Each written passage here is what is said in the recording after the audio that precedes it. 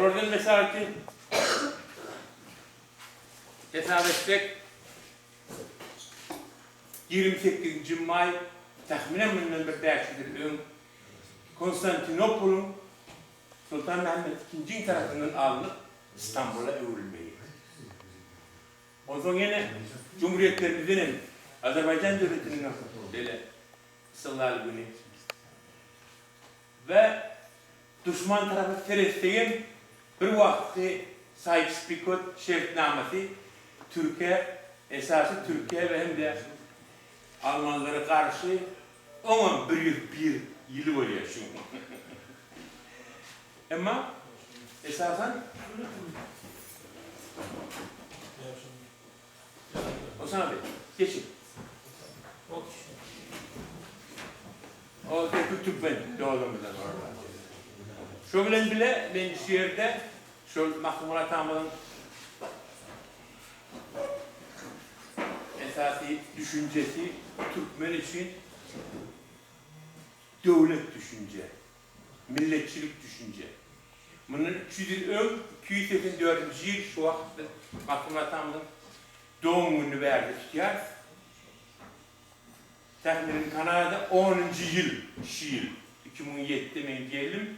Beri Türkmen Komitesi'ni, Türkmen İnsan Hukukları açık. Ve şundan Mahmut'un güllerini tutup başladı. Türkmen milleti Mahmut'un koşullarının usulü, düşüncesinin usulü, fikrinin usulü milli olmalı. Öz milli dili olmalı. Ve öz milli devleti olmalı. Düşünüp araştırıp başladı. Ve şöyle gelip buraya şu düşünceler Türkmenistan devletinin devletine sebep oldu.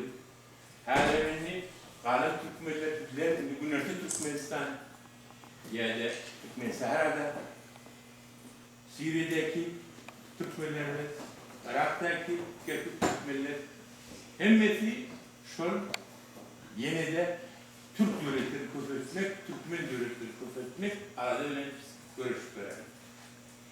Devletimin yine de giyeceğim vaktinde gitmişim. Verdim ben evin şiirdeki Türk diasporan yolbaşçıları verdi. Cevat Bey Azerbaycan'dan verdi. Necip Bey bizim Afgan Türklerimizin ocağının yerliliğini promosyon yolbaşçısı. Reza Bey görünüklü Güney Azerbaycan Türklerin verdi. Aktivi, yazıcı ve damıllamış geride. İş oyuncuları. Şöyle bile her gayetinden bir başarılı kutlar Mahmutlu gününü ve sonra önümüzü başlamalı. Osman Bey.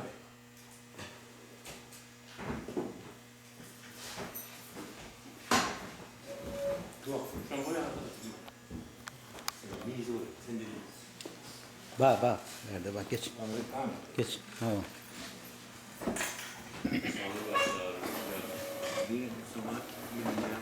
Hoş geldin.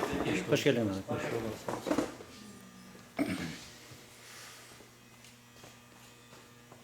Onda Halit Bey sizden başlayar. Ben istedim şiir okuma ama... Biraz hazır tutlayar, son şiir zaten devam eder diyeceğin içinde. Tabii. Evet, cümleten selamünaleyküm, iyi akşamlar. Bugün tabii Mahmut Kulu'nun 284. yılını kutluyoruz. Türk milletinin, bütün Türk devletlerinin yani mutluluk, bütün yani Türk alemine hayırlı olsun diyelim. Her zamanki gibi tabii önceden teşekkür ederiz kardeşimiz Abdülgafur Bey'e. Yani bu her yıl olduğu gibi yapmasın. Allah razı olsun. Çok sağ olasın. Teşekkür ederim. Çok teşekkür ederim. Damla, siz önce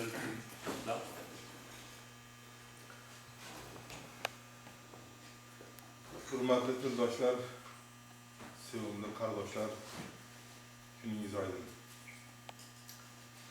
Ahbab, yığılmakını faragat tütüngiz, jamiyatingiz borini davlat tutingiz. Shun gardishi charx budur Tangri uchun bir-biringizni necha kuni g'animat tutingiz. Sahididdin Muhammad Boburning mana shu rivoyatini doim shunday uchrashuvlarda o'qiyim keladi, aytib keladi. Bugun Maxtumquli Farog'ining uchrashuv kechasi, adabiy kecha, qardoshlik kechasi. Bu kechani barchangizga muborakbod etaman. Turkman xalqi turkiy xalqlar orasida eng qadimiy madaniyatiga ega, tiliga, ilmiga va ijodiga ega katta xalq.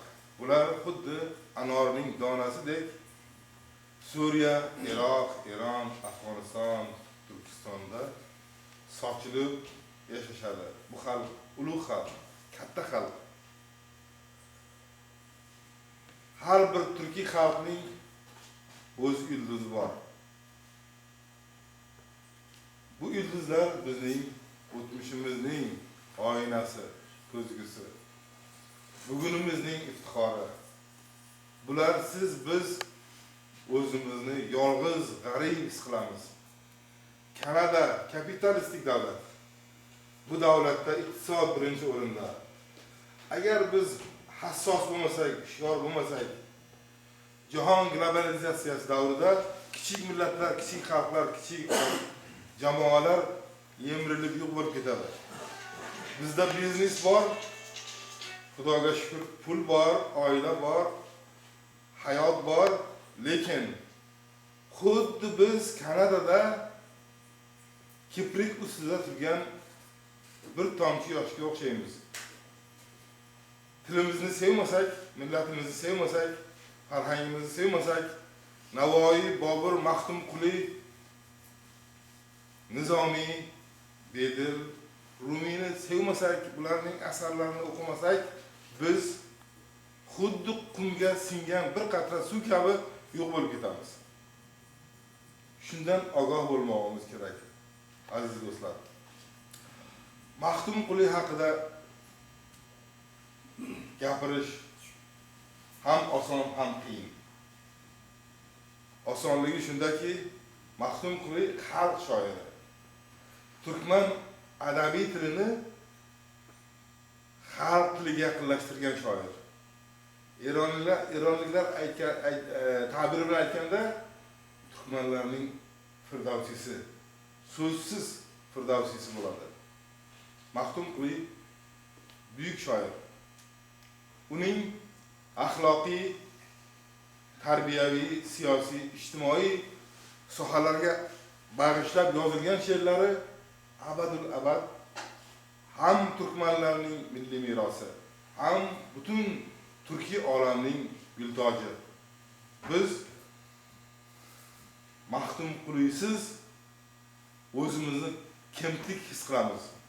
Maxtumquli ham turkmanlarning faxri iftixori, ham o'zbeklarning faxri iftixori, butun turkiy olamning gultoji.